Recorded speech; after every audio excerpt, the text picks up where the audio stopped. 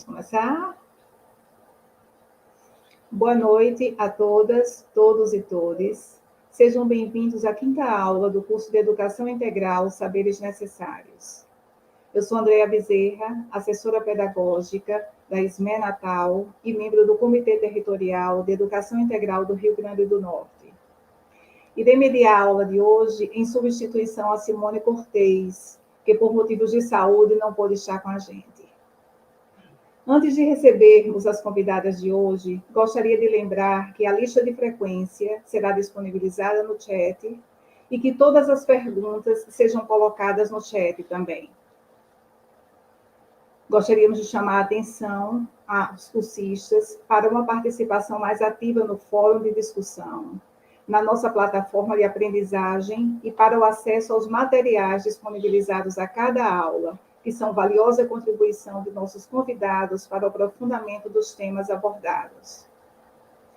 E é com grande alegria que hoje recebemos Jesuína Leclerc e Cláudia Santos, para refletirmos e discutirmos sobre o tema intersetorialidade e educação integral. Cada fala será de aproximadamente 40 minutos, e então abriremos um espaço para as interlocuções dos participantes. Agora, é com imenso prazer que chamamos as professoras Jesuína e Cláudia para a apresentação, e na sequência, Jesuína nos falará de uma forma mais ampla sobre a temática de hoje, e Cláudia nos trará a experiência da Bahia no campo da intersetorialidade na construção da política de educação integral da Bahia. Boa noite, queridas. Grata pela disponibilidade, por estar aqui conosco. Que coisa boa. Vai ser uma noite linda com vocês duas. Jesuína de Fátima Elias Leclerc é graduada em Pedagogia pela Universidade Federal de Mato Grosso e em Letras, Língua Francesa e Respectiva Literatura pela Universidade de Brasília, mestre em Educação Profissional e Tecnológica pelo Instituto Federal do Espírito Santo, especialista em Educação, mestra em Educação e doutora em Educação pela Universidade Federal da Paraíba. É analista técnica de políticas sociais da carreira de desenvolvimento de políticas sociais, com lotação no Ministério da Educação, na Secretaria de Articulação Intersetorial e com os sistemas de ensino. Tem experiência na área de educação, com ênfase em política educacional, atuando principalmente com os temas educação integral, programa Mais Educação, gestão democrática, intersetorialidade, Estado, jornada escolar e educação profissional e tecnológica e formação profissional em serviço à distância. Professora Cláudia Cristina Pinto Santos é doutoranda em Educação pela Universidade Federal da Bahia, possui mestrado em Família na Sociedade Contemporânea pela Universidade Católica de Salvador, especialização em Metodologia, Pesquisa e Extensão em Educação pela Universidade do Estado da Bahia e especialização em Gestão Escolar pela Universidade Contemporânea. É graduada em Ciências Sociais pela Universidade Federal da Bahia e membro do Grupo de Estudo e Pesquisa em Educação do Campo pela mesma universidade.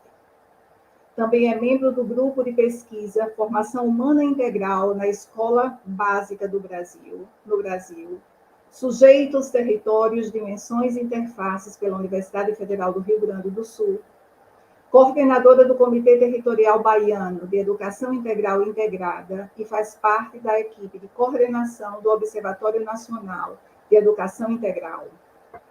Atuou como consultora do MEC, Unesco, no programa Mais Educação, como assistente técnica para o Plano Municipal de Educação pelo MEC Undime Bahia.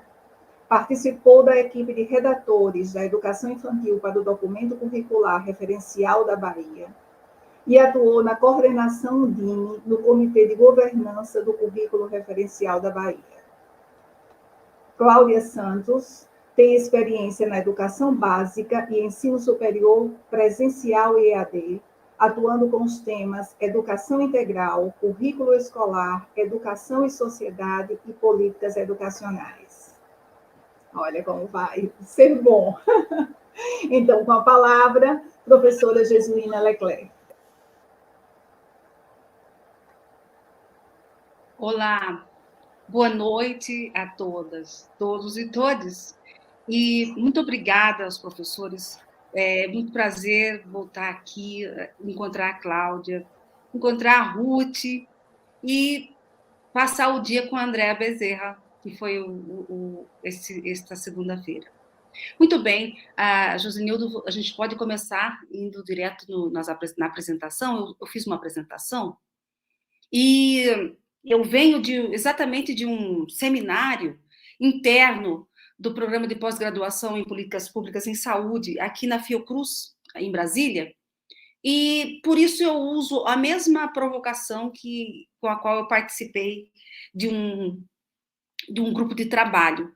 O que fazem instituições e atores quando dizem que fazem intersetorialidade?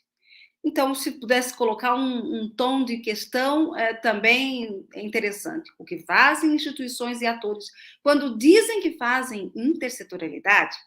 Podemos passar, Josenildo.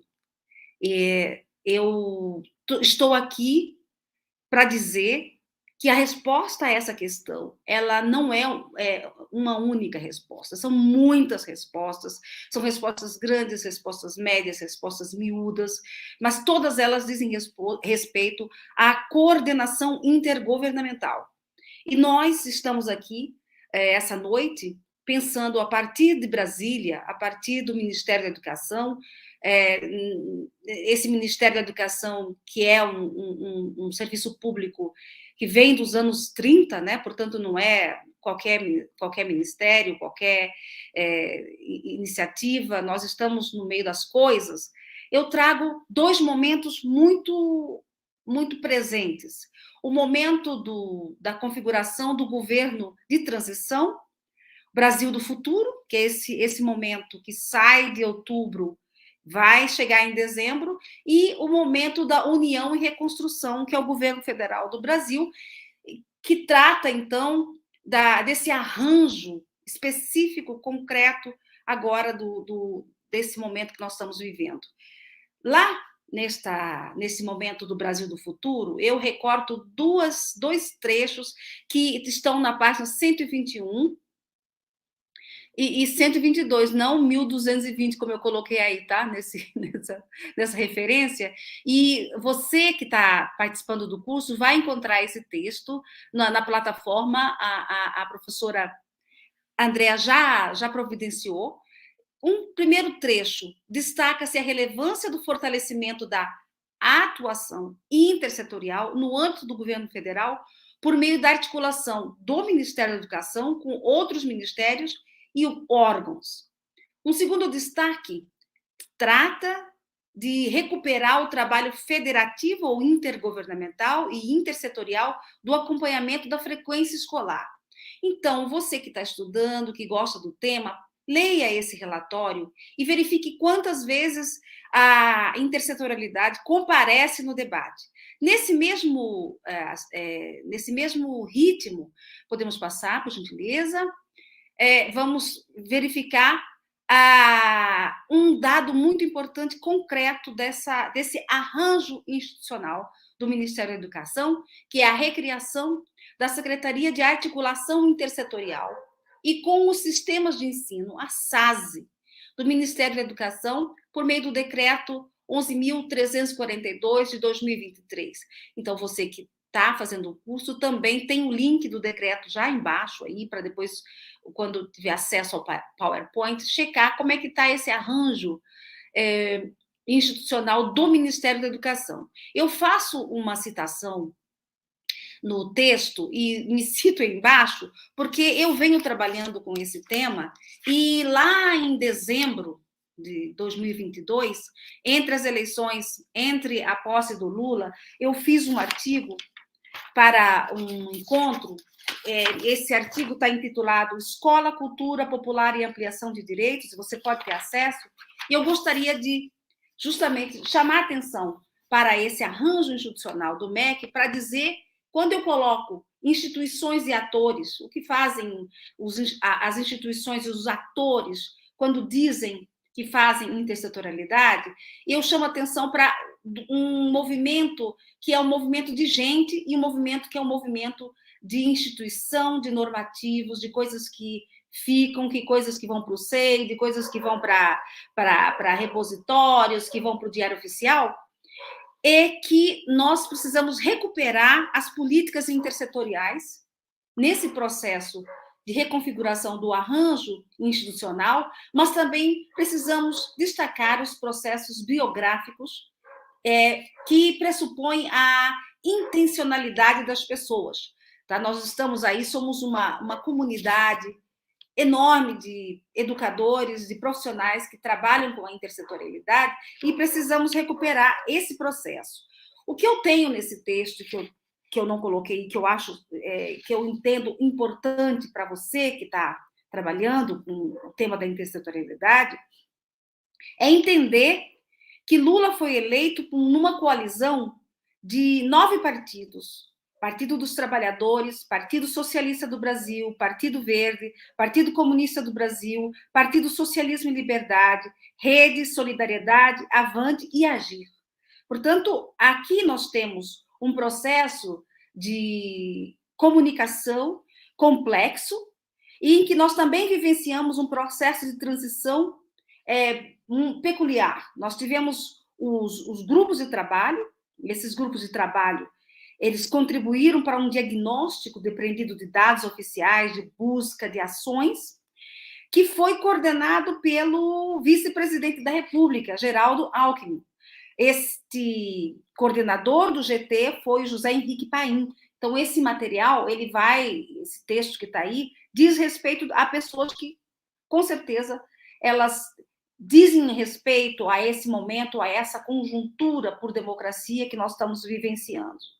Eu chamo esse processo que eu cito aqui agora, que eu menciono, essa situação de uma construção de uma governabilidade democrática. A governabilidade democrática, eu não faço o que eu quero, o ator não faz o que quer, mas aquilo que é possível, aquilo que é necessário e aquilo que é urgente. É claro que nós temos que dar um passo além disso. Nesse sentido, eu gostaria de retomar a menção que Lula fez sobre Paulo Freire na entrevista ao Jornal Nacional, que exemplifica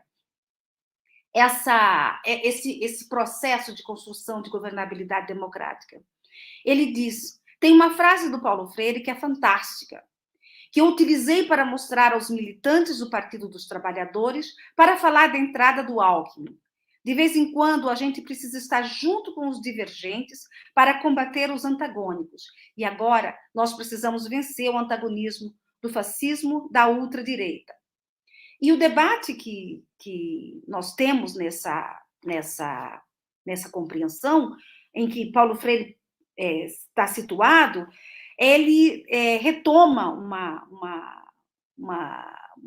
vamos dizer assim, uma pedagogia dialógica muito importante, com uma citação aqui que eu vou usar o tempo para falar, que só uma política radical, jamais, porém, sectária, buscando a unidade na diversidade das forças progressistas, poderia lutar por uma democracia capaz de fazer frente ao poder e à virulência da direita.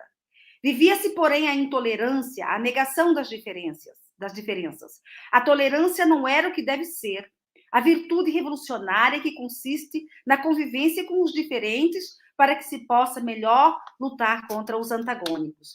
É uma citação de 1997, e você tem essa citação na bibliografia, nas referências que nós vamos deixar lá no texto, para poder situar. É política e educação, que eu citei aqui, e pedagogia, esse trecho mais especificamente está em Pedagogia da Esperança, um reencontro com a pedagogia do oprimido.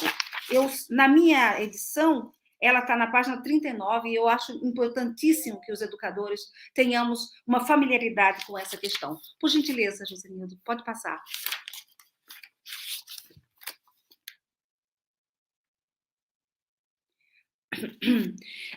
Nesse aspecto da governabilidade democrática, nesse aspecto de construir esta relação em que a gente vai unir divergentes para lidar com antagônicos, eu gostaria deixar essa imagem que muitas vezes nós temos, já está até constituindo parte do nosso senso comum, e eu retirei um trecho e eu fiz chegar à plataforma também para você que está estudando a obra, o trecho específico da obra do Carlos Matos, Adeus, Senhor Presidente, Governantes Governados, em que nós vamos destacar uma história que faz parte da estratégia futebolística e do planejamento estratégico.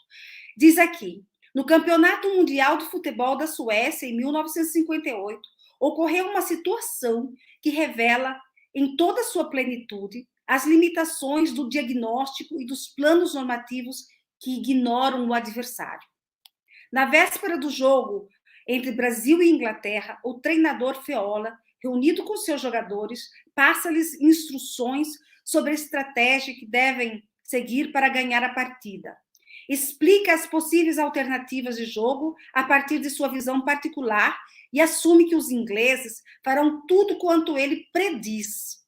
À sua explicação, segue-se um longo silêncio entre os jogadores. Feola, muito seguro, incita-os ao debate com alguma pergunta? Convencido de que os esmagou com o brilho de sua estratégia.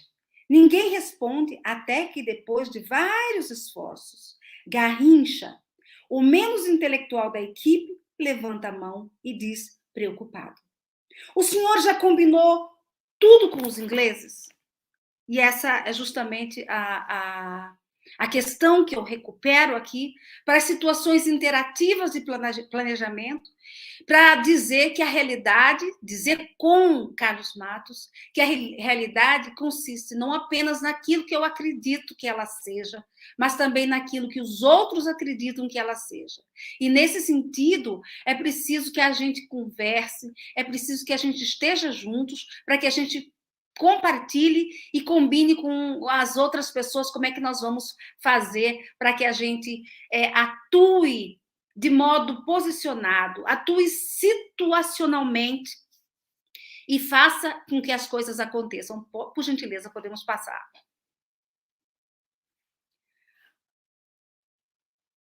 Josenildo, pode passar, por gentileza. Muito bem. Aí eu recupero, então já combinamos tudo isso com os ingleses, e o que fazem as instituições e atores quando dizem que fazem intersetorialidade? Eles têm que combinar com as partes. E nós estamos aqui vindo de uma trajetória que nos unifica para responder com dois aspectos humanos da questão. Essas instituições e esses atores, eles se empenham em colocar na frente de sua ação o que pulsa, o que vibra e o que engaja. E isso é uma dinâmica segundo a qual é preciso toda uma aldeia para educar uma criança. Que o trabalho da educação, então, é um trabalho de todos. E de quanto mais chegarem, é de todos, é de todas, é de todos. E eles concordam que a articulação intersetorial é a forma de apoiar a escola para atender direitos que têm histórias que não começam em 2023. O seguinte.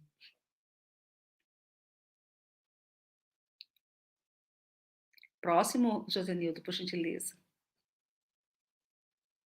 A gestão intersetorial no território. Aqui eu gostaria de compartilhar com vocês, e eu coloquei o link, tá? Ele não está na plataforma, mas o link está aqui no slide. Se for preciso, a gente coloca o material na plataforma.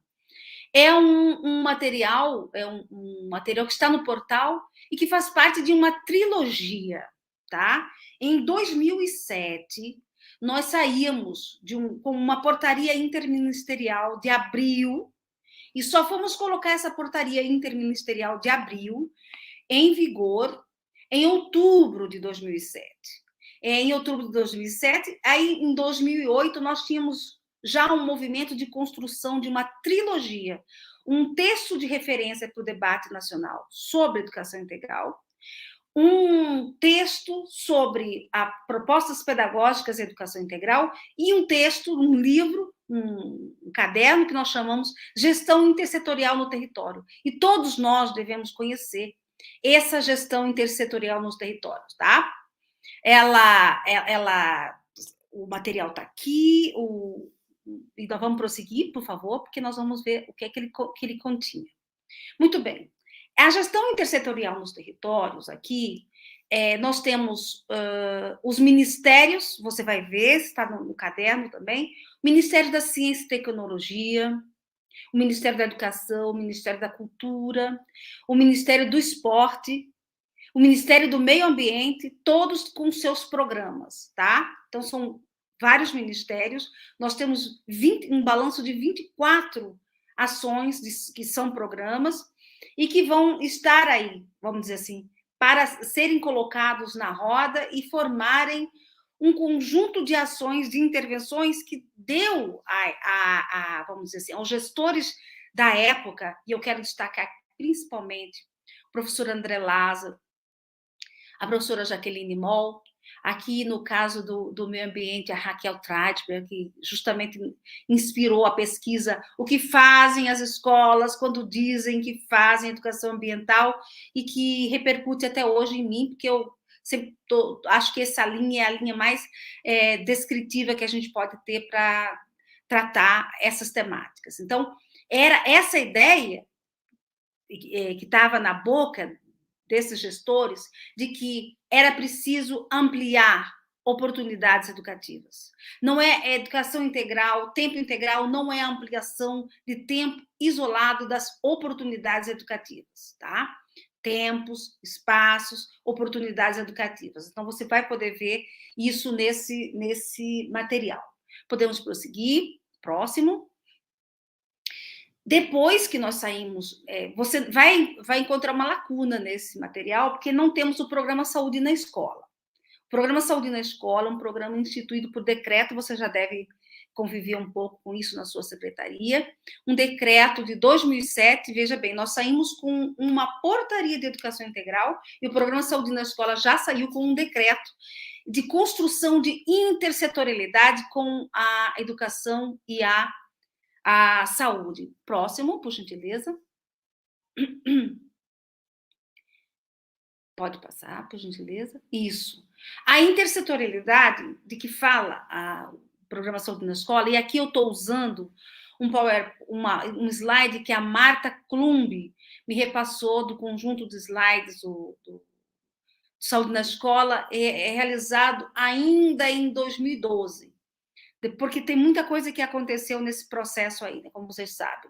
Um conceito de intersetorialidade que emerge como uma estratégia possível para integrar políticas públicas e responder com vigor aos problemas e vulnerabilidade de determinado território. Você tem aqui Junqueira e Hinojosa, estão utilizados na gestão intersetorial no território, então você vai poder acompanhar isso com um pouco mais de profundidade. Então, é um atrevimento, no sentido rico, porque consiste em romper com isolacionismo e com a presunção de achar que um setor sozinho dá conta de questões tão multicausais como as que se apresentam na atualidade. Quais são as questões multicausais mais densas, mais desafiadoras que são postas para nós? Violência, desigualdade social, desemprego, né? Situação das mães, das mulheres que cuidam das suas famílias sozinha, o feminicídio e essas questões que nos afetam a cada um e cada uma a todo momento e todos os dias. Então, a violência que emerge nos ataques, nos atentados, essa é uma situação que a gente precisa tratar, mas a violência que está posta no dia a dia, no cotidiano, na rotina das populações em torno da escola, nas populações que têm a escola pública como um único espaço para muitas coisas, incluindo comida, incluindo higiene e, obviamente, o conhecimento. E, quando muito, lazer, quando muito, a cultura, quando muito, esporte como privilégio, que é aquele grito do privilégio que Anísio Teixeira, que tanto afetou Anísio Teixeira, né? Educação como um privilégio. Então, nós podemos passar. Temos aqui, ainda desse PowerPoint da saúde na escola, a territorialidade e o pertencimento, e veja a relação do posto de saúde com a escola, a relação da escola com os equipamentos culturais, quando existem, ou os equipamentos que podem se tornar equipamentos culturais. Podemos passar, por gentileza? Aqui eu coloquei um quadro dos programas ministeriais e indico para vocês, lá na gestão intersetorial nos territórios, da página 79 a 102, o que é que tem lá, o que é que contém, e esse é um esforço que a gente deve recuperar. Fazer o levantamento de todos os programas, de todos os ministérios que afetam, que estão relacionados à educação, à escola, como esse sentido mais amplo da aldeia, que se encarrega de educar a criança, tá? Então, eu vou pedir para vocês olharem com atenção para esses programas, porque eles dizem respeito a ações que podem ser replicadas, podem ser feitas também no seu território. Podemos passar, por favor? Eu fiz aqui um esforço somente para chamar a atenção de vocês com relação a não só programa, mas a modo de gestão que vigoraram, que foram válidos para a ação intersetorial. Aqui eu destaco o Fórum Interministerial, no caso, Mais Educação, e o Fórum Interministerial que pode acontecer, que pode existir e que deve existir, constituindo uma instância de diálogo, de debate, para tratar das ofertas educativas, para tratar das ofertas de saúde, de cultura, de esporte, que atendem a direitos sociais, tá? Então, nós temos um fórum interministerial, por gentileza pode passar. Além do fórum interministerial, nós temos aqui, não dá para ver, mas você pode ver no material que está aí, que vai ser disponibilizado, que está no link, que é o Comitê Territorial de Educação Integral. Veja, nós começamos com comitês metropolitanos. Quando eu digo que nós começamos com comitês metropolitanos, porque eram esses espaços iniciais que abrangiam a escala de políticas públicas. No caso, a gente tinha capitais, regiões metropolitanas, porque a educação integral, na LDB, ela inicia como uma estratégia urbana, ela é uma estratégia urbana, não é depois que se discute educação integral no campo, educação integral quilombola, indígena, educação e é muito interessante porque eles têm muito mais a nos ensinar sobre o território do que a gente de chegar com uma escala de política pública. Muito bem, podemos passar. E aí, dos comitês metropolitanos, eu chamo atenção para os comitês territoriais, e nos comitês territoriais, eu destaco a portaria número 12, de 11 de maio de 2016, com o link para você conhecer. Tá? Em 2016, o que acontecia em 2016, né, gente? Que é importante para ver por que algumas portarias pegam, outras não pegam, alguns decretos funcionam, outros não funcionam, alguns decretos estão válidos, não foram revogados, mas são totalmente desconsiderados, como é o caso do decreto 8.073 de janeiro de 2010. Essa portaria, número 12, ela foi esforço de atores muito importantes da Bahia, do Rio Grande do Norte, de São Paulo, de Minas Gerais, do Rio de Janeiro, de Mato Grosso, vamos dizer, de todo o Brasil todo construiu comitês territoriais. O pessoal do Amazonas deve estar, do Pará deve estar perguntando se a gente não vai falar desses comitês também que existiram. E aqui está um conceito importantíssimo. Os comitês territoriais de educação integral constituem espaços de interlocução institucional para a consolidação da intersetorialidade entre educação, cultura, saúde, esporte, meio ambiente, direitos humanos, assistência social e formação para a cidadania no âmbito da política de educação integral. Podemos passar?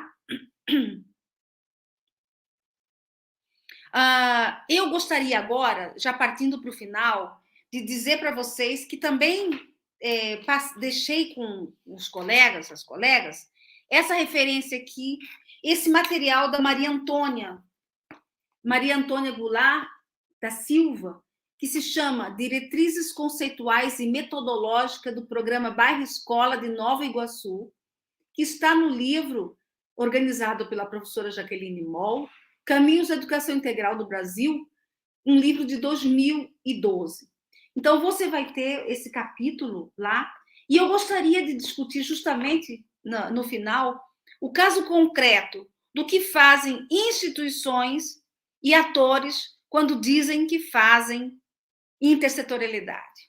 Você vai ter aqui, eu fiz esses recortes do texto como provocação, porque vocês têm o texto. Tá? Nós temos uma contextualização da experiência de Nova Iguaçu, e na contextualização você vai entender um pouco como é que se dá esse pano de fundo de uma atuação local, né? A Maria Antônia trabalha lá, trabalha nesse texto, o que ela como instituição, né, representando a prefeitura de Nova Iguaçu, fazia quando dizia que fazia intersetorialidade. Então, a intersetorialidade, aí nesse trecho que a gente colocou, nós temos o seguinte: como toda cidade, Nova Iguaçu tem demandas específicas no que se refere à educação, saneamento, segurança, saúde, habitação, cultura, lazer, assistência social, trabalho, etc. E aí ela vai dizer o que ocorre aqui, então.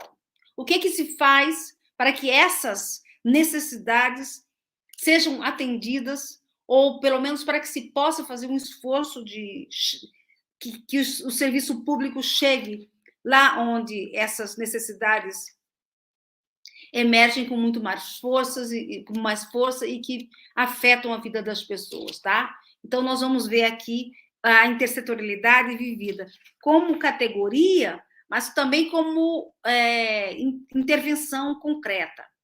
Nós colocamos aqui o comitê gestor do programa Bairro Escola, tá?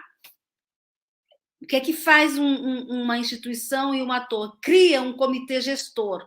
Esse comitê gestor não é um comitê, não é uma secretaria sozinha. É o conjunto das secretarias que tem uma ação, uma intervenção, tá? Então, nós temos aqui o modelo de gestão, podemos passar a intersetorialidade da qual eu já falei. Vamos continuar falando do modelo de gestão, mas pode passar, Josenildo.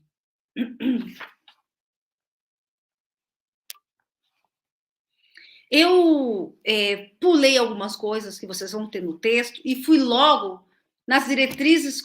Não, pode deixar aquele. Isso, perfeito. Fui logo no traçado metodológico. Aí, no traçado metodológico, essa nota 2 que a Maria Antônia colocou, eu faço questão de dizer qual é a nota 2, porque este traçado metodológico foi feito nesse âmbito do comitê gestor da prefeitura de Nova Iguaçu, porque muita gente não acredita nas reuniões, né? Nos encontros, nos debates, nos propósitos coletivos. E a gente precisa, se a gente não acredita no coletivo, pelo menos lembra de uma novena, por exemplo, que é um modo de fazer, lembra da campanha da fraternidade, lembra das campanhas do Natal, como a CNBB chega nas casas. Tem que acreditar que o comitê, que é preciso fazer esses processos. E esse comitê, então, elaborou, a Maria Antônia participa, como o secretário municipal de educação, o Jailson Souza e Silva, à época, participa, o secretário de cultura, Marcos Vinícius Faustini, e o secretário de esporte, Romário Galvão. Então, você tem aqui pessoas fazendo um traçado metodológico. O que contém esse traçado metodológico? Os princípios norteadores que podiam orientar... Perdão, eles não falam princípios norteadores, né? Eles falam orientadores e podiam ser princípios sulhadores também, né? Ele adota uma visão sistêmica em que cabe lá gestão democrática, não dá para fazer intersetorialidade sem gestão democrática, e a gestão democrática, no texto, eleição de diretores de escolas pela comunidade, eleição de coordenadores político-pedagógicos, eleição do conselho escolar, implantação de uma unidade gestora no local, e outros elementos aí, outras práticas muito importantes que a gente deve considerar. E veja, nós precisamos investir e acreditar nos processos pedagógicos da gestão democrática no cotidiano da escola, com a constituição da participação, seja justamente na eleição do diretor, seja na constituição dos conselhos escolares e essas instâncias que ensinam também a gente a participação política. Parece que a gente, nos últimos anos, abriu mão disso e precisa voltar a essa prática. Intergeracionalidade, você vai encontrar lá, intergeracionalidade, esses elementos. Territorialização, pode passar, Josenildo, por gentileza. Territorialização. Eu já estou quase chegando no meu tempo. Foco na aprendizagem. E temos lá eixos estruturantes: corpo, palavra, território. Nós temos justamente ter o corpo como processo estruturante, é ter o corpo justamente como aquele, vamos dizer, a razão de cuidado, né? A importância do corpo é só lembrar a capoeira, é só lembrar as culminâncias das atividades coletivas e como que a expressividade do corpo se coloca nesta tomada de decisão a respeito de como organizar. Vocês vão ter... Pode passar, Josenildo. Eu destaquei lá, pulando, destaquei aqui as políticas pedagógicas. O que contém nas políticas pedagógicas, tá? Como a política pedagógica se expressa ali. Nós temos as aulas, nós temos as oficinas, nós temos a mobilidade, que é justamente aquilo que é preciso recuperar, por exemplo, da escola integrada. A ideia do deslocamento das crianças pela cidade é uma ideia de humanização do espaço público, né? Você ter condições de sair com as crianças, ter uma condição de atravessar a rua, a faixa de pedestre, o percurso de entrada no cinema. Só a escola pode ajudar as crianças ou os adolescentes a entrar em certos cinemas, porque os cinemas estão no shopping. E muitas vezes a criança e o adolescente não podem entrar no shopping, porque você sabe como é, né? Nós temos a questão estrutural do racismo, de todas as violências contra as crianças das classes populares, então é preciso fazer esse enfrentamento. Pode passar as atividades especiais, o acompanhamento pedagógico, e aí eu vou fechando. Acho que eu tenho um minuto, menos de um minuto, e eu estou aqui nessa entrega com vocês, sabendo que a gente não para por aqui, que a gente continua, que nós estamos retomando uma pauta. E eu digo como poeta João Cabral de Melo Neto: um galo sozinho não tece uma manhã, ele precisará sempre de outros galos, de um que apanhe esse grito que ele, e o lance a outro, de um outro galo que apanhe o grito de um galo antes e o lance a outro, e de outros galos que com muitos outros galos se cruzem os fios de sol de seus gritos de galo, para que amanhã, desde uma teia tênue, se vá tecendo entre todos os galos. Então, um galo sozinho não tece uma manhã. Muito obrigada.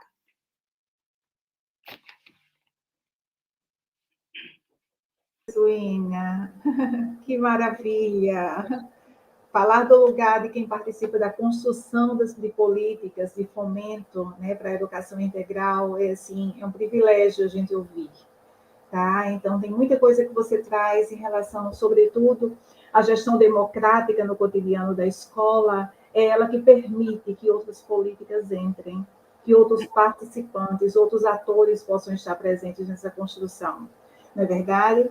E aí, quando a gente fala desse direito à educação como indissociável dos demais direitos, a gente vê que para fazer a educação de fato é necessário buscar, é necessário dar espaço, né? E é necessário dialogar com os outros setores, né? E achei interessante quando você traz, né, sobre isso. Você traz a gestão a interministerial, né, o diálogo interministerial, que para a gente nos toca na dimensão que você faz interministerial, que façamos também os intersetoriais, né? Porque é entre os setores que a gente se fortalece, que a gente oferece melhor qualidade de vida e de educação nos territórios. Muito bom, muito bom. O nosso Mais Educação é o maior exemplo dessa política, né, Jesuína? É difícil falar de intersetorialidade e não remeter o que foi a construção do Mais Educação, que você sabe muito bem dela, por ter participado. Que coisa boa, muito, muito bom. Então, agora vamos ouvir a professora Cláudia Santos, né, que vai completar a sua fala, dando suas contribuições. Cláudia, querida, com você. Boa noite, boa noite. E que prazer imenso estar aqui com o Jesus, ao lado de vocês aí do RN, irmanados, né? Como sempre, essa parceria, Bahia e RN, sempre juntos. E que bom isso, muito bom. Queria vou estar trazendo 3 pontos para reflexão. Para os estudantes que estão aí nesse movimento, em primeiro lugar, meus parabéns, porque essa é a nossa grande tarefa, estudar. Essa é a nossa grande arma para o contexto e a conjuntura, e daí entender como atuar. Então, a nossa tarefa é essa. E que bom que vocês seguem nessa lógica. Estudar. Esse é tudo que eles não querem. E aí a gente vai e faz.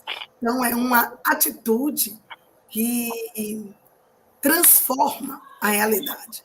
É essa tarefa de se debruçar e estudar. E quando a gente pensa numa pauta como essa que foi trazida hoje, muito bem discutida aqui por Jesuína, a gente vai tentar fazer 2 coisas. Primeiro, compreender forma e conteúdo.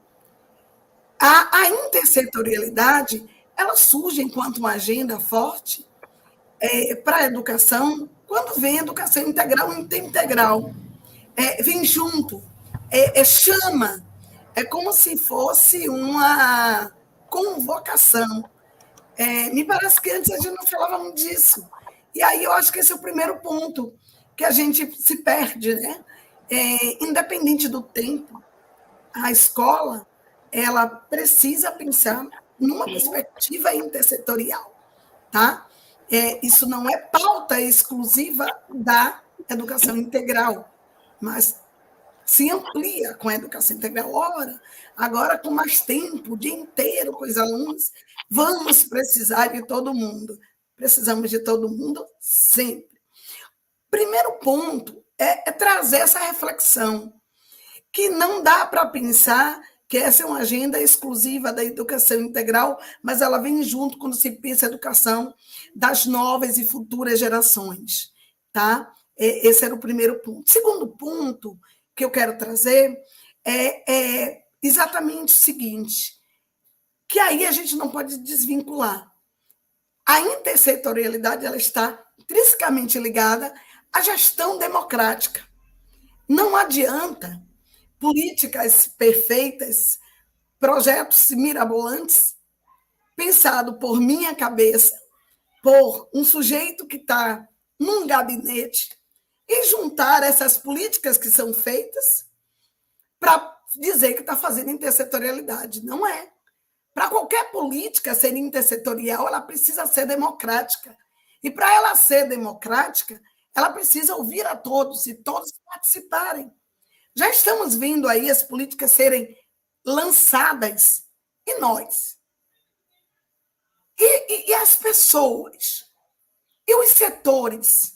E os atores? Onde ficam? Quando se fala em intersetorialidade, está se falando na possibilidade de se discutir de maneira ombreada. Todos precisam participar. A verticalização da lógica das políticas, elas não funcionam. Por isso que a intersetorialidade é algo que está no papel, está nos planejamentos. Todos os planejamentos de toda e qualquer política, de todo e qualquer setor, fala da articulação intersetorial. Mas fica no papel. porque na hora, cada um no seu quadrado. E daí, acho que a experiência da Bahia, do Comitê Territorial Baiano, nos mostrou muito isso, que nós surgimos a partir do programa Mais Educação. E quando Jesus trouxe aí a portaria de 2016, já havia o desmonte sendo totalmente ali já estruturado, o programa já no seu final, e nós criamos uma frente parlamentar, pessoas de diversos estados, de diversos comitês, estava lá para falar da importância do comitê nos debates. Mas é claro que é uma portaria que não tem, digamos que, legitimidade, tem até institucionalidade, né? Institucionalmente está ali. Mas o Comitê Baiano, ele seguiu. Os outros, com o desmonte do programa, eles acabaram enfraquecendo. Um dos que ficaram foi o que eu participo diretamente, que é o daqui da Bahia, e nós ficamos até mesmo, porque antes do programa acabar, a gente já tinha discutido que a educação integral é política e não programa. Tem que ser uma política de direito. A educação integral, entendemos por ela uma educação plena, que enxergue o sujeito em suas diversas dimensões, e a ele considere, e que veja esse sujeito para além de uma educação escolar, mas para uma educação humana de modo geral. E a educação integral, nesse sentido, é uma educação socialmente referenciada, com qualidade socialmente referenciada. E essa é a educação que nós queremos. E aí passamos a discutir a educação integral como direito. O comitê ele segue com essa pauta, com essa pesquisa, com esses estudos, com essas insistências, e bebendo de diversas fontes. Mas o que acontece é que quando nós começamos antes com Mais Educação, o comitê tinha pessoas de conselho tutelar, ao comitê participavam pessoas da cultura, pessoas que estavam diretamente ligadas às secretarias de saúde. Quando o programa acaba, todo mundo desaparece. Quem ficou no quadrado? O povo da educação, o pessoal das escolas. Então, fazer intersetorialidade, muito bem provocado aí com a pergunta de Jesus, não é assim, não é fácil, mas isso é porque do jeito que a coisa é desenhada, entende? Então, a gente precisa vir para o que a gente chama do singular, né? Vamos pensar numa escola. Jesus ainda trouxe as políticas a nível governamental, que elas precisam conversar entre si, se articularem para formar as convergências. Mas elas têm dificuldade de formar convergências lá. Imagine no geral. Imagine no geral por quê? Porque essas próprias políticas elas já são feitas nas caixinhas. A gente não aprendeu a conversar com o outro. Imagine a escola. A escola que a gente planeja minha aula, dou minha aula e saio. Eu não tenho mais nada a ver com a aula do outro. Imagine com a escola do outro. No mesmo bairro, a gente tem uma escola do Fundamental 1, que tem do ensino médio, e o ensino médio, a gente não tem nada com aquela escola. Percebam exatamente como a gente tem essa dificuldade. Por quê? Porque aí mora o outro ponto. Que para pensar intersetorialmente, tem que ser democrático. Então, a gestão que ela é democrática, ela um momento aqui. Então, me desculpa aqui, tive que dar um socorro, um alô aqui. Então, vamos lá. É importante que a gente entenda que a gestão democrática, na própria escola, a escola pode dizer, como é que eu vou pensar numa perspectiva intersetorial? Eu estou pensando aqui, na escola. Né? Como é que eu vou pensar numa perspectiva? Como é que eu penso de forma intersetorial? Olha que a gente tem escolas que tem até um slogan de assim, a escola é a cara do diretor. Se o diretor não for aquela figura que faz o diálogo, que dialoga com todos, A gente está com uma escola com a cara de diretor, uma escola que ela é fechada em si, que ela pouco conversa entre si, que aquele professor que dá aula dele, tchau, vai embora, né? Então, como é que a gente movimenta um pensamento intersetorial se a gente não desenvolve a prática democrática no nosso dia a dia? Então, quando a gente chega lá em cima e vai pensar política, vai pensar sem perspectiva democrática, do mesmo jeito. Pensar democraticamente é ter a capacidade de ouvir, de produzir a escuta, de reunir para ouvir e dar voz. Não é para apenas como se faz nos PPPs, né? O que acontece com os PPPs? Ouviu todo mundo, chamou todo mundo, está lá. Mas a gente deu a voz. Então, não pode descolar. Não pode descolar uma perspectiva de pensar em intersetorialidade sem pensar na perspectiva de gestão democrática. Não adianta a gente fazer também eleição da escola, porque, às vezes, isso não determina o caráter democrático. É preciso que essas eleições da escola sejam uma construção de debate interno dentro das suas unidades e no seu território. São elementos que têm a ver com a gente cuida e como a gente lida com o coletivo, né? Não é meu, é todos nós. Então, eu acho que esse é o primeiro ponto, segundo ponto que eu trouxe aqui, mas que ele é fundamental para quem está discutindo a perspectiva da intersetorialidade. A escola, ela precisa, ela sozinha, ela não é ilha, ela não vai dar conta. Às vezes, o menino não aprende, ele não consegue. Não é porque ele não consegue, não é a escola que, por causa da escola que não ensina, é porque ele tem uma família, é porque ele mora numa casa, ele tem um bairro, ele tem diversas situações que são para além da escola.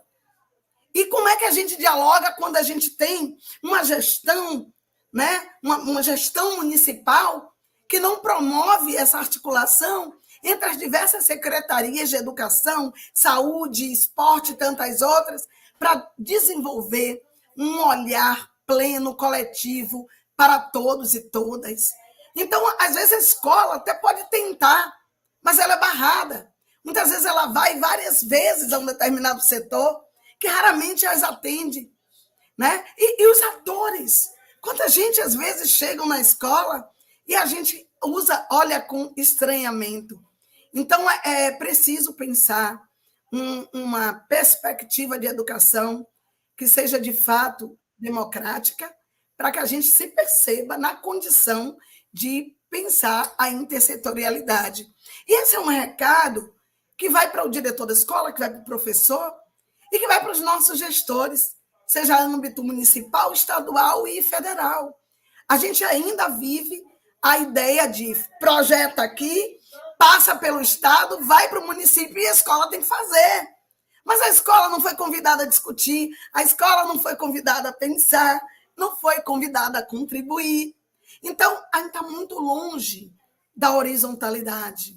A gente está muito longe disso. Talvez essa seja a ameaça que uma perspectiva intersetorial cotidianamente vem sofrendo, né? Embora seja uma pauta da educação integral, que é importante, eu acho que a visão mais atual de educação integral que mais nos interessa é aquela que pensa a escola para além dos muros, né? Porque, infelizmente, hoje a gente está mais querendo o muro, né? Mais querendo ficar ali dentro por conta das ameaças e tudo mais. Mas não adianta virarmos presídio. A gente precisa, de fato, derrubar os muros e comprometer o território à educação de cada menino e de cada menina. E fazer isso não é fácil. Esse é o grande desafio que a escola tem, de atravessar a rua com o aluno, de levar eles para todos os espaços e equipamentos que a cidade possui. Tem gente que diz, não, aqui não tem equipamento nenhum, mas o aluno do fundamental não conhece a escola do ensino médio. Ele só vai conhecer quando ele vai lá para o ensino médio. Né? Não, mas aqui não tem Aí ele, quando passa na universidade, vai para a universidade que ele nunca entrou. Nós temos espaços. Né? O que a gente não tem ainda é a visão que precisa ser aprimorada e precisa ampliar a visão com relação a entender que a cidade e a escola está interligada uma com a outra. Que os problemas que a escola absorve não são problemas que a escola constrói, que a escola produz. São problemas que a escola precisa enfrentar junto com uma sociedade que produzem para a gente. A gente precisa compreender que não querem e a gente precisa estar lutando para que a gente possa fazer diferente. Então, penso que para o debate da educação integral, numa perspectiva intersetorial, né, que derrube, de fato, os muros da escola de maneira muito metafórica, é preciso que a gente assuma um posicionamento democrático. E que as eleições sejam, de fato, eleição, porque a gente percebe que é preciso ter eleição, que é justo, que é correto, e não porque isso agora tem a ver com VAR, né? Isso agora tem a ver com um recurso que a escola ou que o município vai agregar. Então, a gente tem muitos elementos que forçam a gente tomar posições democráticas, mas que não são, de fato, democráticas. A gente burla, né? Porque a gente burla para ser como a gente quer. Então, é importante esse olhar. Então, democracia sempre. Entender que a gente é fio de uma história, que muitos que virão vão dar continuidade, porque a gente está trazendo fios que outros já fizeram, também já lutaram, e a gente não pode produzir as coisas segundo a minha vontade. A realidade ela não é expressa a partir da minha interpretação, mas das interpretações de tantos e tantos. Né? Então, penso que esteja aí nesse ponto, nesse aspecto, o momento da gente parar e dizer assim, a intersetorialidade é plenamente possível, sim, mas é preciso que a gente se forme politicamente, tenha uma consciência política de sociedade democrática, de direito de todos e de direitos inalienáveis, e daí dizer assim, sozinho eu não vou dar conta, então eu preciso do outro. A escola não é uma ilha e ela está inserida num conjunto de coisas, de setores e por volta de pessoas que podem ajudá-la tanto, né? Mas quando a gente... veja só um exemplo bem rápido aqui que eu vou tentar dar. Conversava eu outro dia com um militar que não gostou da minha fala, porque ele entendeu que eu era contra a escola militar, e ele entendeu certo. Só de fato, militarizar a escola pública, eu sou radicalmente contra. Mas eu endosso dizendo o seguinte, a escola precisa da segurança pública, a escola precisa dialogar com os sujeitos da segurança pública. O que a escola não precisa é sair do lugar dela para que essa escola seja gestada pela segurança pública. É mais ou menos disso que a gente está falando. Então, a gente tem muita dificuldade ainda de pensar uma sociedade de direito, de pensar uma sociedade democrática, e é por isso que há os desafios que há. Né? Então, não é portaria, não é decreto, não é lei, é compreensão de direito, de escola pública, de classe trabalhadora, que precisa dizer também o que quer, o que e como quer. Né? Você vê aí, pelo decreto, a educação brasileira hoje corre risco de ser sobralizada, se for pelo um decreto. A gente corre risco, mas as pessoas vão dizer que não. As pessoas vão dizer que não é isso, que não é bem assim. Então, é fantástica a existência do povo, a existência das pessoas que, como nós, estudam mesmo sem eles quererem que a gente estude, né? Porque a gente atravessa os projetos que são feitos para os nossos filhos e filhas da escola pública. A intersetorialidade é plenamente possível se a gente conseguir assumir uma gestão que seja democrática, que se articule, que procure convergir forças, porque intersetorialidade nada mais é do que convergências de forças para a garantia de direitos. Na hora que eu chamo o povo da saúde para me ajudar numa saúde bucal, quando a gente chama e eles vêm, ganha eles e ganha os meninos e ganha a escola. Então, a cada passo que a gente articula com os outros, a gente garante direitos. Direitos que não por acaso visam em negar historicamente. Agora, é importante a gente compreender que nada disso acontece por um acaso. Então, o que a gente debate aqui é uma questão de luta de classe. É claro que convergir forças fortalece recursos, potencializa os recursos, e isso não se faz porque as caixinhas são mais convenientes, né? Então, é preciso ir pelo que é certo, gente, não ir pelaquilo que é conveniente.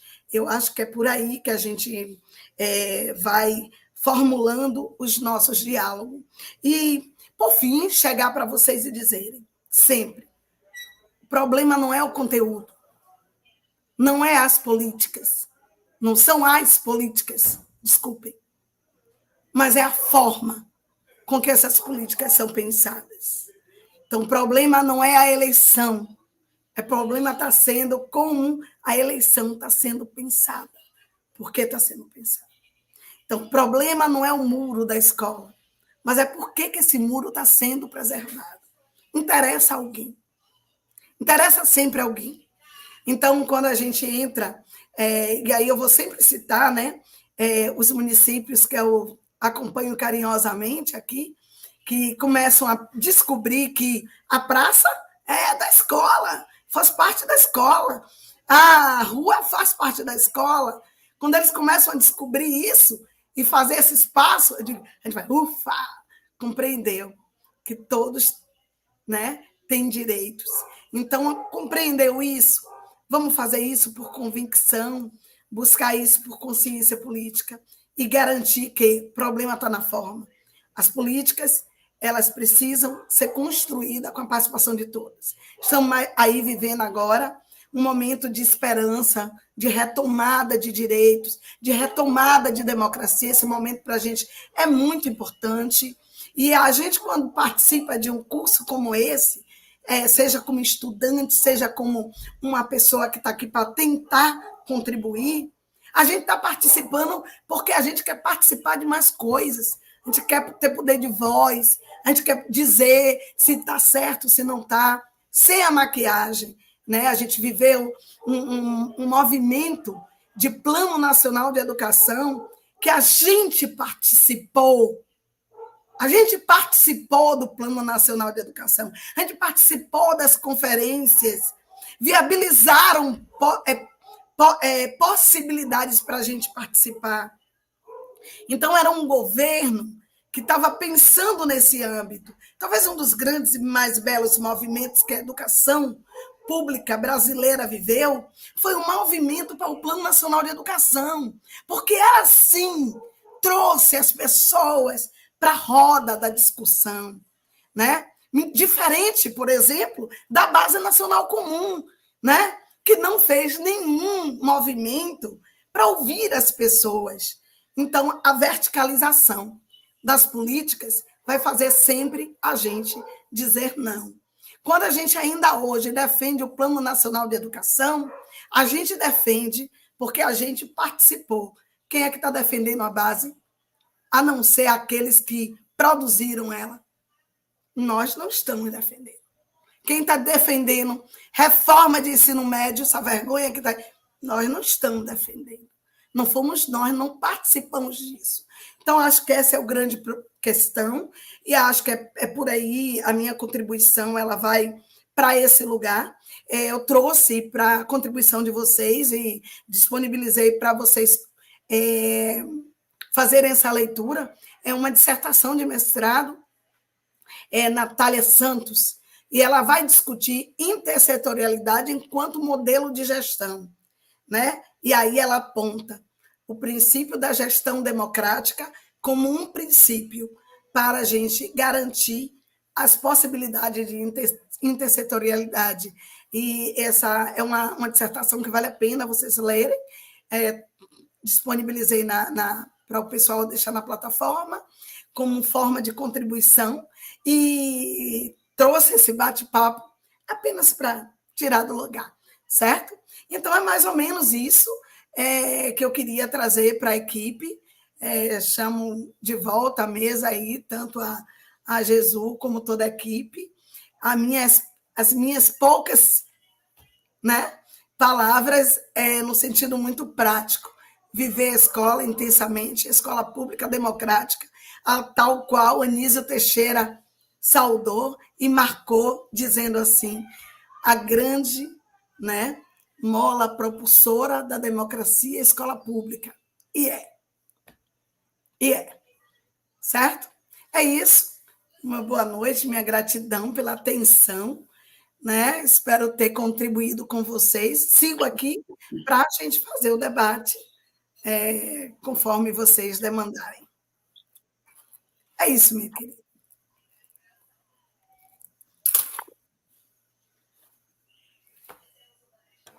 Que maravilha, Cláudia. Interessante que você traz o caminho e Jesuína traz a pegada.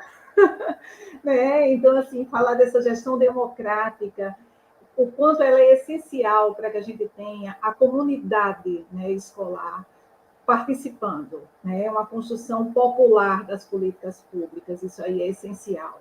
Né? Como a própria Jaqueline nos coloca, nada de nós sem nós, nada de nós sem mim. Né? Então, é importante que a gente tenha essa participação efetiva daqueles que estão envolvidos, né, com o processo, e esse projeto de educação que se tem. Tá? Essa interlocução, que quando você coloca no próprio território, entre os diferentes setores, as diferentes escolas, a gente precisa ver como um processo contínuo de formação que se dá em um território. E esse processo contínuo, ele se dá com as diferentes realidades, as realidades de dentro da escola, de fora da escola, e do diálogo constante entre aqueles que são necessários, né? Porque em diferentes momentos parece que a roda vai girando e a gente vai precisando de um, e esse entra, e depois essa roda gira e precisa de mais alguém, e tem hora que precisa de mais gente junta, né? E aí entra toda a aldeia que Jesuína nos colocou, né, e que a gente encontra muito nas citações, né, dos nossos trabalhos voltados para a educação integral. Aproveito assim para falar do que é ver a trajetória, né, porque a gente começa lá atrás, então a gente vê o percurso que já foi percorrido, e quanto nesse momento, né, Jesuína construiu nesse percurso, você construiu e os demais, né? E hoje a gente vê que realmente não é pegar o que a gente tem hoje, o que é 2023, né? Mas o que é que a história nos permitiu aprender e conhecer, e de que forma a gente pode aplicar esse conhecimento. Né? Na sua fala também você trouxe a questão do pensar democraticamente. Então, a gente ficou muito tempo com a escola pensar para criar, para que tenhamos cidadãos críticos, né? Esse pensar, ele ainda existe, mas esse pensar com um olhar democrático é o que nos constrói. Né? Então, você traz muita coisa boa e complementa muito a fala de Jesuína. Eita, casadinha boa! Ótimo. Então, agora, pessoal, nós abrimos para as questões, tá? Algumas perguntas, deixa eu ver se durante minha fala algumas outras aconteceram, mas antecipo que durante as exposições, então, foram muitas as colocações de que reforçam que estamos percorrendo o caminho certo, né? Que é o caminho desejável, não vou dizer certo, tá? Mas desejável por muitos dos que estão aqui presentes, né? Porque é um mundo de tentativas. É aquele que nós acreditamos que ele é certo para esse momento. Né? A gente está falando desse momento. E, então, aí durante as perguntas, nós tivemos uma pessoa que fez uma colocação que eu não sei se ele teve intenção de transformar em pergunta, mas fala que potenciar o diálogo e a atuação entre os diferentes setores da sociedade para conscientizar sobre a vulnerabilidade e fortalecer a intersetorialidade do ensino. Eu acho, não sei se trata de uma dúvida, né? Se ele estava querendo esclarecimento na hora da fala de Cláudia. Quer que leia novamente, Cláudia? Potencializar o diálogo e a atuação entre os diferentes setores da sociedade para conscientizar sobre a vulnerabilidade e fortalecer a intersetorialidade no ensino. Talvez fosse Sim, a resposta é sim, né? Porque quando a gente amplia a possibilidade desse diálogo, potencializa o diálogo, você começa a achar pistas, né? Por exemplo, se eu tenho uma criança que ela não vem na escola, e ela não vem por quê? Aí você tem aí o conselho tutelar. Ele vai descobrir por que o aluno não vem, aí você consegue chamar, dar uma assistência, a assistência social ela já entra, a gente já consegue acionar para que essa criança chegue, mas a gente não consegue, por exemplo, de assim, somente a lei diz assim, olha, você tem que o aluno tem que estar na escola, senão você não recebe Bolsa Família. Olha, o Bolsa Família está dizendo, olha, bota o aluno. Isso é uma ação intersetorial? E ela é importante. Mas, além do Bolsa Família, tem mais alguma coisa que não está sendo suficiente para ele chegar lá. O que mais? Quais são outras ações que outros setores podem vir? Então, é exatamente isso. A escola, ela tem me parecido, embora alguns loucos tenham tentado atacar esse papel da escola, mas é um dos lugares de maior proteção social para esses meninos e meninas. É lá que a gente faz escutas e que vê determinados sofrimentos que esses meninos e meninas de escola têm e situações. A escola é um espaço de proteção social fora do comum, né? Porque ela não só acolhe, como ela produz a humanidade nela, né? Com todas as suas... É muito fácil você ver, as pessoas falam mal da escola pública, sobretudo escola pública, né? Mas a escola pública tem gigantes lá dentro que a gente salva, literalmente, uma cada dia, com essa capacidade de ouvir e de ver quem nos ajuda. Então, é exatamente isso. Potencializar o diálogo para que os direitos cheguem e potencialize a vida de cada um e de cada uma. Eu acho que ele trouxe muito mais como contribuição do que como uma pergunta. Alguma outra pergunta?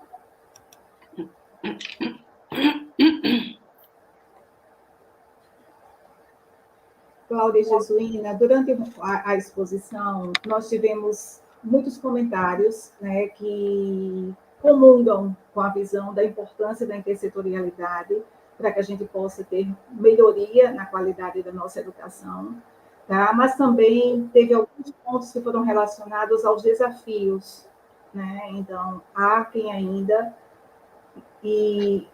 coloque, né, que são muitos os desafios para que isso possa se efetivar, né, que a intersetorialidade possa se efetivar.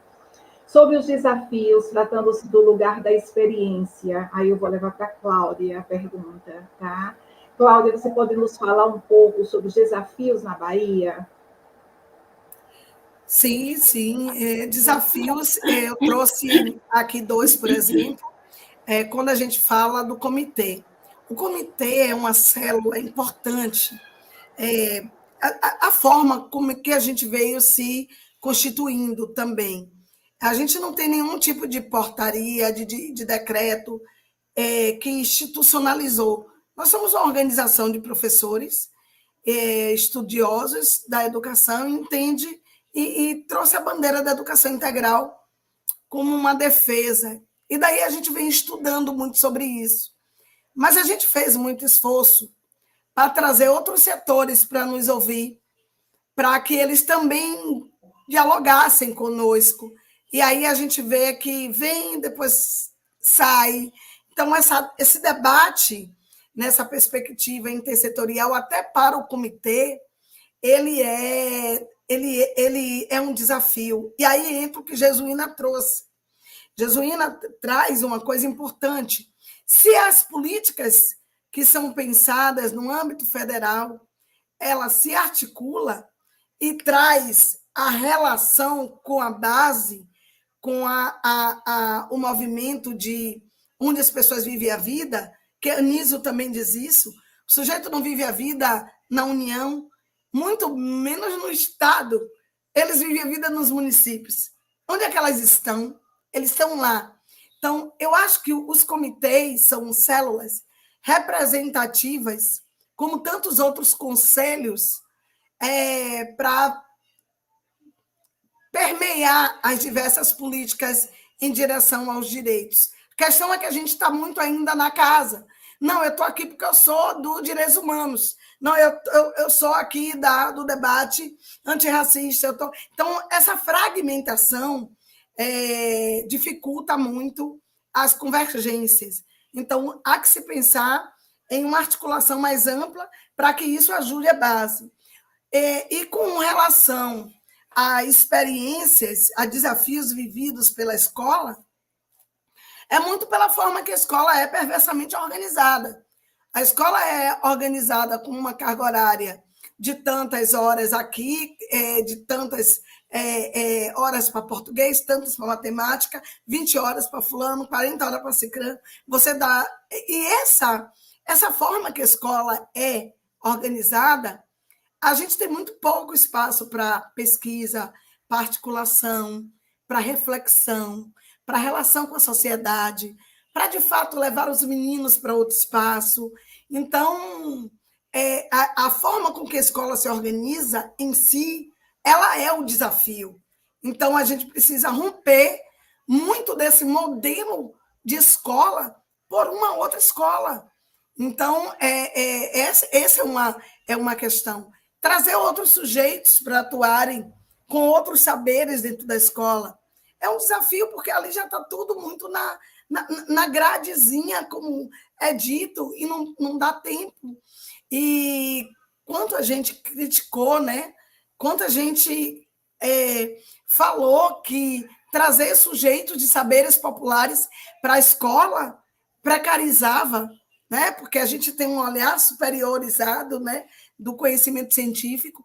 Então, a gente tem uma organização estrutural da escola que ela, em si, no meu ponto de vista, ela já é um desafio.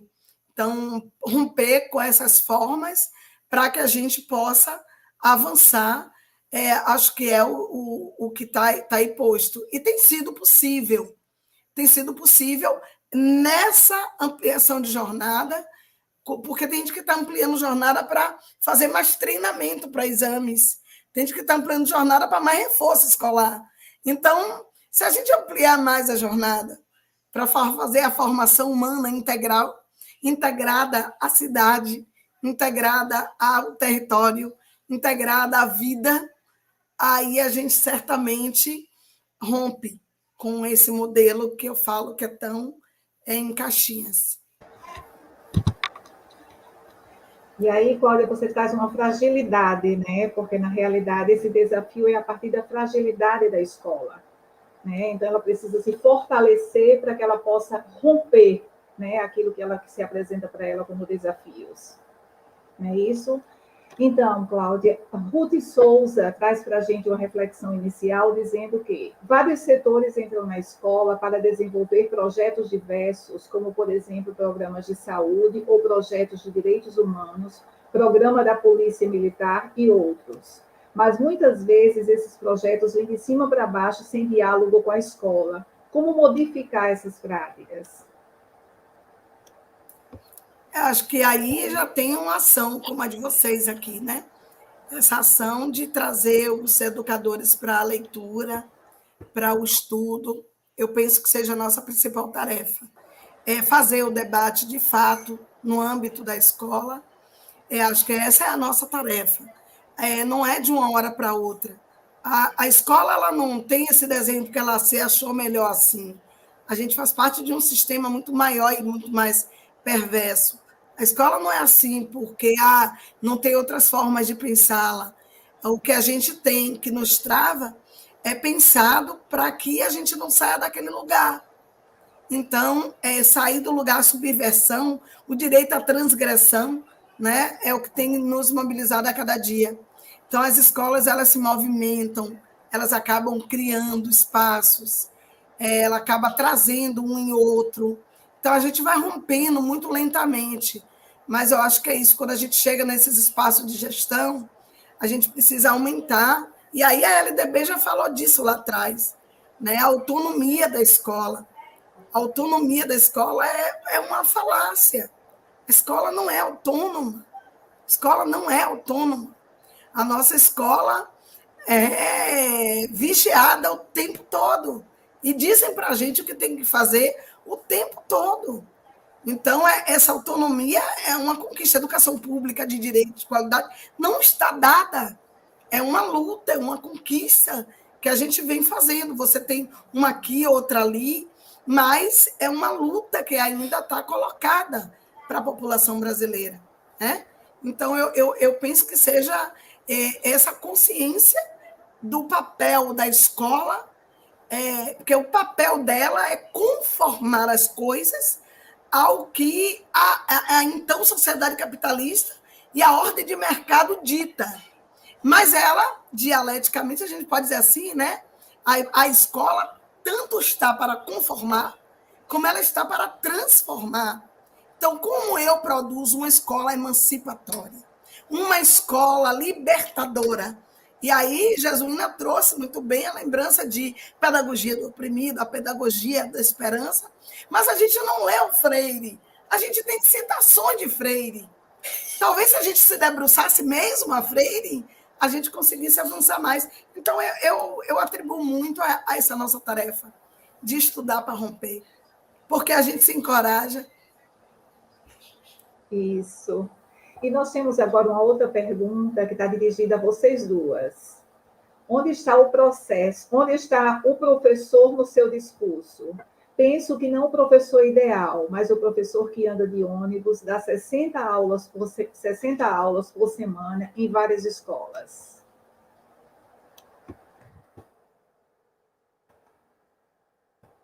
Eu posso começar? Tá, está dirigida às duas. Olha só, como é o nome da pessoa que perguntou? Escafandrista. Ah, é um pseudônimo, É o escafandrista. pseudônimo, escafandrista. Ah, muito bem, escafandrista. Não vai visitar o Titanic.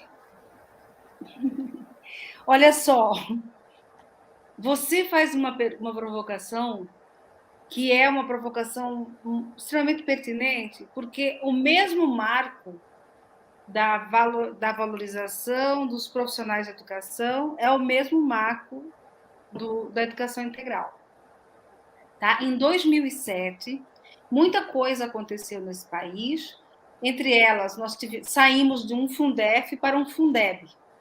E na hora que a gente saiu do Fundef para o Fundeb, foi criado um fator de ponderação para 7 horas, no mesmo debate que foi o debate do piso salarial profissional nacional, no mesmo debate que se estabeleceu esse parâmetro de profissionalização, tá? Então, é a mesma batalha. Talvez não seja a mesma batalha, talvez seja a mesma dança, a mesma roda, onde a gente tem que fazer essa ciranda, mas de fato, o debate da escola de tempo integral, por exemplo, não acompanha o debate da jornada única. E nós colocamos na meta 6, né? O caminho de uma jornada única e de uma dedicação exclusiva numa única escola. Mas isso é o que os professores universitários já conseguiram, isso que os professores dos institutos federais já conseguiram.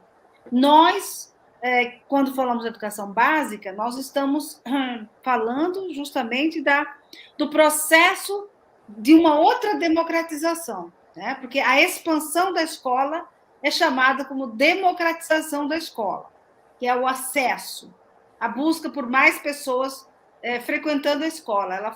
Ela foi executada às custas dessa jornada, da múltipla jornada, do múltiplo local de trabalho.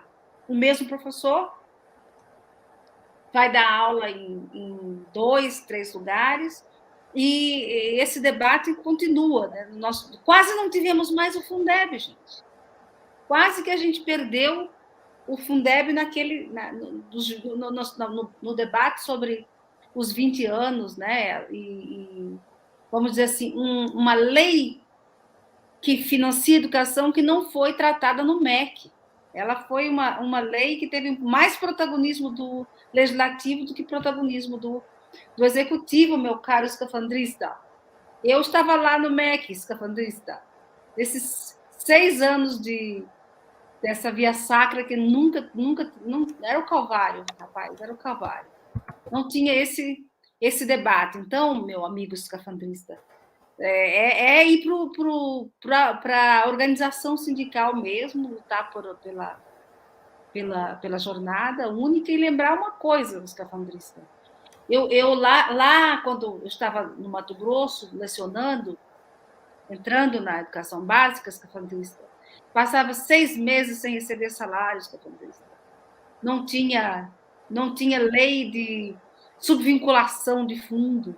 Quando a gente começou a receber em dia o salário, que era aquilo, você fazer o contrato, fazer o concurso, é uma história, escafandrista, que a gente precisa fazer um outro seminário para recuperar. Onde está essa valorização, né? Onde que vai, onde é que coloca esses profissionais de educação na ordem do dia? Mas vamos lutar, não vamos baixar a cabeça, vamos continuar.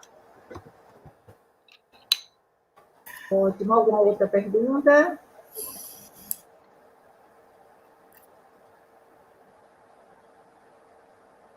Gostaria de complementar, Cláudia, com algum comentário a partir do que o Jesuína colocou? Apenas dizer que não é à toa, né? Quando a gente coloca que há uma estrutura perversa para a escola, porque essa escola é para onde, né? Para quê? Né? Esses professores atendem a quem? Qual é o papel deles? Então, isso faz parte desse desenho, né? Então, da mesma forma que essa educação de qualidade ela não está dada, ela é uma luta, ela conquista, a valorização do professor, ela segue essa mesma lógica, né? Infelizmente, a gente, 6 anos que vivemos aí agora, ninguém mais apanhou do que essa figura, né? Que somos nós aqui, pelo papel que nós temos. Mas é dizer a você que a gente fala desse lugar, viu?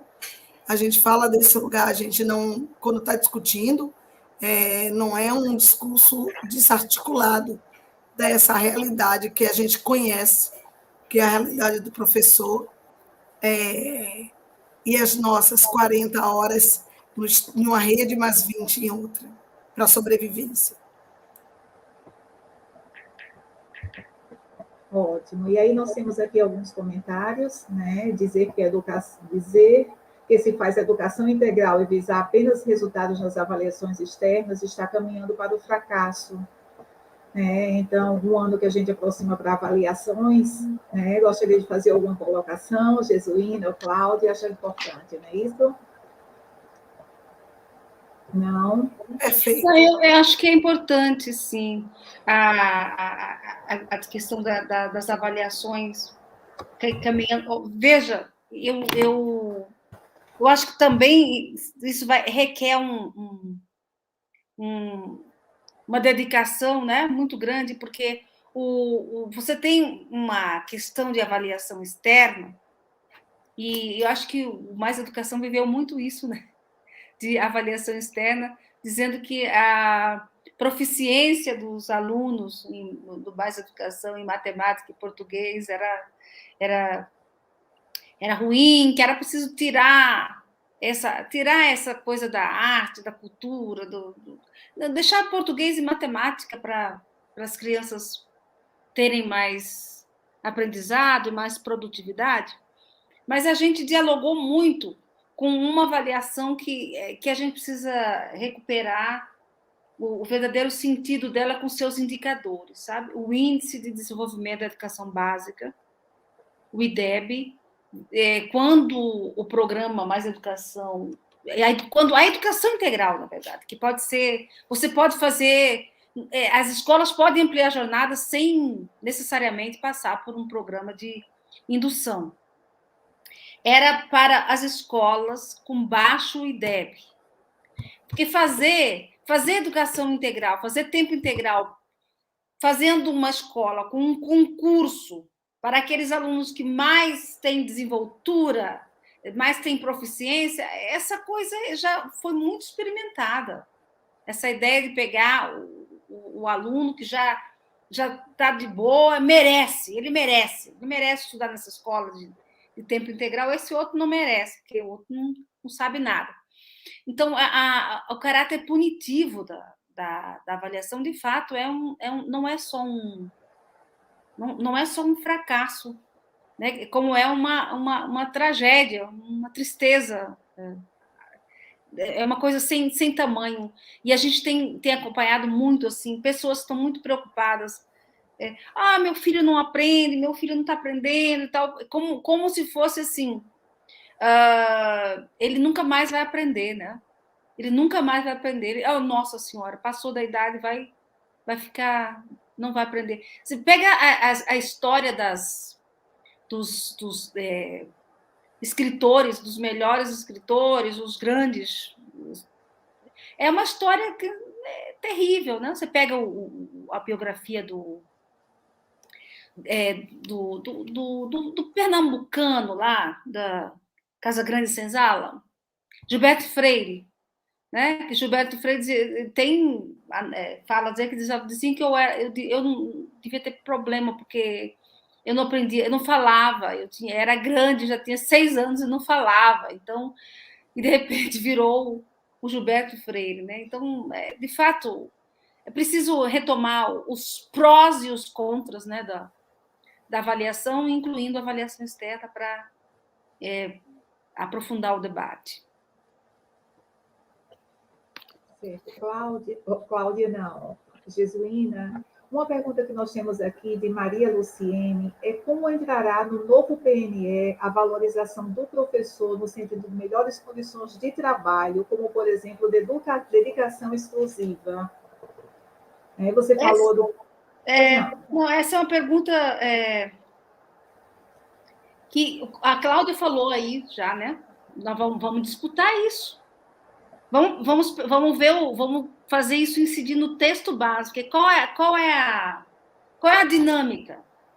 Minha querida interlocutora que fez a pergunta, a dinâmica é a seguinte: esferas ascendentes de participação, desde a participação local, a participação regional e a participação nacional, né? Isso é assim, o governo para patrocinar uma conferência significa a fazer com que o delegado, a delegada do Rio Grande do Norte vá, se for para Brasília ou se for para onde for a conferência, que ele participe e vá. E trabalhe com as teses, com o caderno de tese, o texto base das conferências, né? Isso tem que estar escrito, tem que estar lá, e a participação. Esse é o aspecto interessante da participação, né? Fazer com que... eu acho, sabe, o que é terrível em relação à dedicação exclusiva é que essa não é uma tese unânime. Nossa, dedicação exclusiva vai ser legal. Não é tese unânime. Isso, você ter 40 horas com 20 horas na sala de aula e 20 horas de preparação não é unânime, mesmo entre os profissionais de educação. Horas atividades, a hora de preparo para o processo pedagógico, as reuniões coletivas, não, isso também não é... Nós temos muita diferença entre nós. Se você pegar... mesmo com o piso salarial profissional nacional, você não tem unanimidade, porque a desigualdade nesse país é tanta, que um professor de Brasília, um professor de sei lá, de Sergipe ou da Bahia, a diferença salarial, mesmo com o piso salarial profissional nacional, não alcança os padrões. Tem que pegar o ranking dos salários na CNTE, ela fazia isso, e verificar essa questão, pegar os planos de carreira. Os planos de carreira nacional têm 2 conflitos básicos. Um conflito de jornada, né, que é o conflito que inseriria uma parte da preparação, e um conflito a respeito dos não docentes, né, dos que trabalham na escola, são educadores, não são professores. Podem ser qualquer pessoa, né? Pode ser terceirizado. A segurança das escolas. As crianças não conseguem imaginar como era, por exemplo, Eu imagino lá nas Pedras, né, Cláudia? E Pedras, o porteiro da escola conhece todo mundo, né? É uma coisa muito complexa, né? Muito complexa. Tem gente que tem prazer de ser merendeira na escola. E queria ser merendeira. E a merendeira ganha um status, né? Imagina. A merendeira é super especial, super importante. Então, é preciso colocar essas questões na pauta. E não vamos esperar para fazer a hora, né? Vamos ver como vai comparecer esse trabalho no texto base. Olha, você tem aí no Rio Grande do Norte uma sindicalista da educação que é governadora. Né? Tem uma senadora lá em Pernambuco. Então, os professores, por mais que seja ruim, que o Congresso seja ruim, ainda conseguiram levantar, alguns estados conseguiram fazer coisas boas. Jesuína, Simone Cortez pergunta: a intersetorialidade na educação pode ser uma grande aliada da democratização na educação em qualquer território? Olha, eu acho que vocês estão vendo o que aconteceu aí quando o Lula falou: eu acho que a democracia é um conceito relativo e virou aquela. Eu não assisto mais televisão. Até que se discuta isso. A democracia no Brasil e a intersetorialidade caminham juntas. Né? Mas, assim, eu acho que a Cláudia falou muita coisa sobre a gestão democrática e muitas pessoas colocaram ali a eleição de diretores não assegura gestão democrática. Então, vamos colocar assim. A gente precisa descrever isso num caso concreto. Né? Lá no caso de Nova Iguaçu, era a gestão democrática e a eleição de diretores estava no desenho metodológico da prefeitura, mas eu não sei, eu não vi a lei orgânica de Nova Iguaçu. Eu não sei como é que esses aspectos entraram na lei orgânica, saíram da lei orgânica. Então, a gente teria que acompanhar esses processos mais na própria institucionalização, com aquele pé atrás que a Cláudia já colocou. Né? Você tem que institucionalizar, mas isso não quer dizer que vai estar na vida. Mas a resposta em qualquer território, sim. Agora, em todos os territórios, eu não sei, porque, assim, vamos dizer, eu aprendi muito com a questão indígena, porque a gente foi debater a educação integral nas escolas indígenas, e o Hilário, lá do Mato Grosso do Sul, o professor disse, olha, sem escola já é educação integral, com escola aí que fica perigoso. Porque o conhecimento, a socialização, né, se dá por um processo, a linguagem, a língua portuguesa nas comunidades indígenas, né, é língua adicional, né, eles não é complexo falar em todos os territórios, porque tem o território da diferença, o território étnico, então deveria haver um pouco mais de atenção sobre esses aspectos, tá? Acho que a eleição, né, Jesus? A eleição, ela é um processo que ele se aproxima muito da democracia, nesse caso, melhor do que está sendo por indicação de prefeito, de vereador, coisa parecida. O problema não é a eleição, mas é como ela é feita. Né? A questão é quais são os instrumentos que estão movimentando esse processo de eleição. O que é que está contando para essa eleição? Como está sendo essa mobilização de chapas? Como é que está sendo o processo? Então, a gente tem processos aí que eles são extremamente falaciosos, que são, vou fazer por causa do recurso, mas não porque eu entenda que é importante ter um processo de eleição enquanto princípio democrático. Então, acho que a questão, eu volto a dizer, não está no conteúdo, está na forma. Né? Acho que a forma é algo que mexe, porque parece que a gente tem uma raiz histórica mesmo, cultural, e quem vai falar disso é o Darcy Ribeiro. Né? A gente insiste em voltar ao papel de quem tanto massacrou esse povo brasileiro. Né? Isso, Cláudia. Algum outro ponto?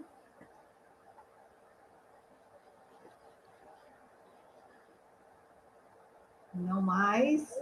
Olha Jesuína, só, algum eu acho, comentário? assim, eu venho de um processo em que na gestão, não dá para esquecer, né? A gente fala eleição, eu lembro do inelegível, né? Verdade. Muitas vezes a democracia ganha com inelegíveis, né? Com esse processo. Mas, assim, eu acho que tem uma questão, uma dimensão pedagógica do voto, né? Até quando dá errado, a gente aprende. Né? Porque você tem a oportunidade de exercitar esse processo, né? De fazer com que a coisa aconteça, de, vamos dizer assim, promover os debates, né? O debate é super importante. E a gente desistiu um pouco disso, né? Fake news, YouTubers, essa coisa. A gente vai ter que voltar para o processo de corpo a corpo, de reconstruir essa questão. Né? As urnas eletrônicas difamadas, o voto impresso como uma estratégia de desqualificação da política, né? Tudo isso. Então, esse Brasil que a gente está vivendo ainda precisa ser descrito, né, para a gente poder ver o que a gente pode fazer com os instrumentos que a gente tem, entre eles o voto e a eleição. Sim. E essa escola democrática também, Jesuína, ela passa pelo exercício da democracia que tem que ser proporcionado aos estudantes dentro desse espaço. Né? Essa comunidade escolar, é importante ouvir esses estudantes, eles terem poder de decisão, eles poderem construir os argumentos, eles poderem propor mudanças, serem ouvidos. Né? Então, são fatores que, nesse processo mesmo de formação, a gente constrói essa democracia. Verdade.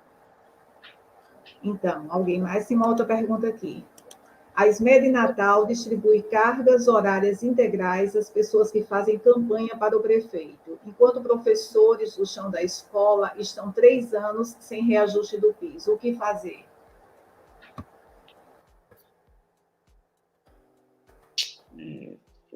A luta organizada sempre, gente. A luta organizada sempre. Tá? Não é certo, não é justo. Então, a gente não pode parar de se organizar, porque é por aí, para ir para o enfrentamento. Quem não pode é nos, né, encolher. Sim.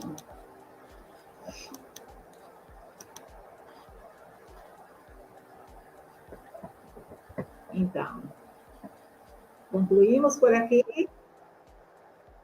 Concluímos por aqui. Eu gostaria de... nós somos quantos? Nós somos quantos aqui nessa noite? Contamos aí? Ruth, você pode nos falar? Uma lista de frequência no chat. Bom, gente, eu agradeço enormemente a oportunidade e eu tenho certeza que nós vamos uma média de encontrar... 150, Jesuína. Uma média de 150. Uma média de 100... Nossa Senhora, já estamos... Rio Grande do Norte e o Brasil aí, ó. Vamos apostar nisso. Vamos debater, vamos organizar, vamos preparar nossos corações e mentes porque nós vamos fazer um novo PNE, né? E a gente já tem... 2001, veja bem, a gente fala do novo, mas assim, tem que pensar no que aconteceu, né? Qual foi o legado do PNE de 2001 para nós que estamos aqui essa noite? Foi 7 horas, né?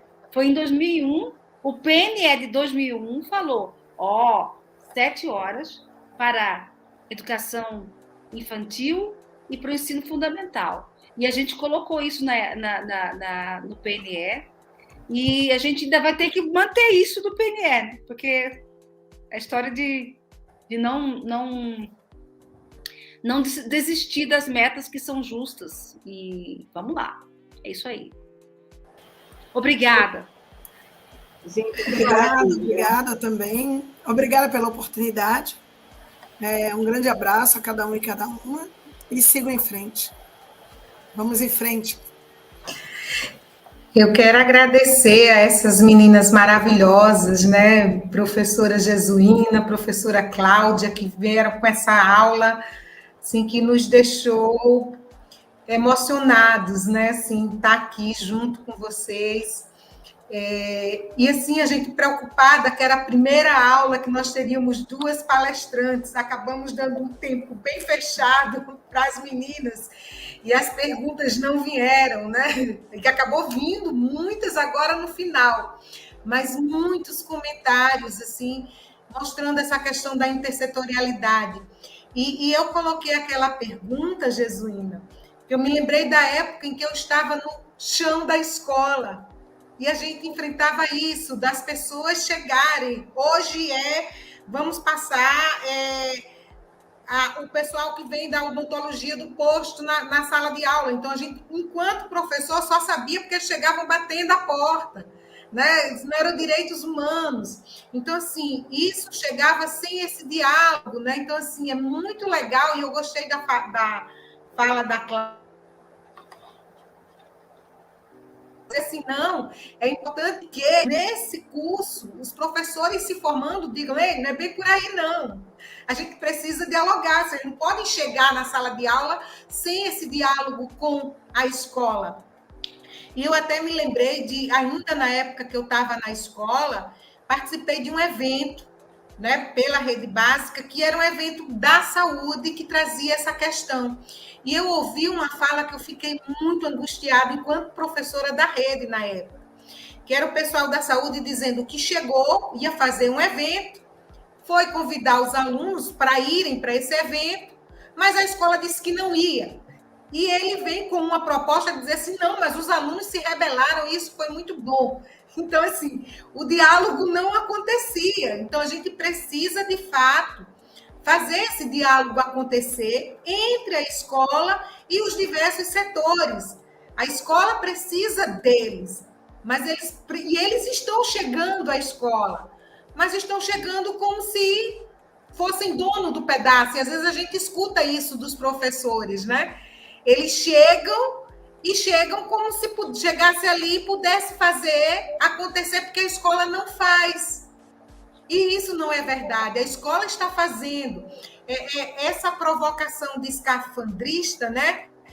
Da gente olhar o papel do professor, aquele professor que mais de uma escola, e que muitas vezes demora para chegar nesse espaço, né? Assim, ele sai de uma escola para outra, e não conhece como a escola acontece, né? E aí, de repente, chega alguém batendo a sua porta, ainda atrapalhando a sua aula, né? É assim que ele se sente, alguém que não tem nem voz dentro da sala de aula. Então, de fato, a gente precisa construir esse espaço intersetorial dentro do espaço da escola, numa gestão democrática, ouvindo todos os professores, não só aquele que tem dedicação ali a mais, uma carga horária mais completa, mas aquele que tem várias escolas e chega ali, muitas vezes, só para dar sua aula e ir embora. Esse também precisa ser ouvido, e às vezes até mais, né, do que o outro. Então, agradecer a vocês, né? Verdade, Ruth. E assim concluímos agradecendo a todos, todas e todos que estiveram aqui conosco. Um agradecimento bem especial para vocês, Cláudia e Jesuína, tá? Por ter compartilhado tanto conhecimento construído ao longo dessa trajetória. Isso, um abraço forte, tá? E assim, gente, nos despedimos de vocês, desejando uma boa noite e uma ótima semana. Tá? Não esqueçam dos nossos fóruns de discussão, tá? E da leitura do material brilhante, que diante dessa exposição vocês já podem imaginar o que tem lá. Isso? Tá, gente, um super abraço. Fiquem com Deus em paz. Tchau. Tchau, gratidão.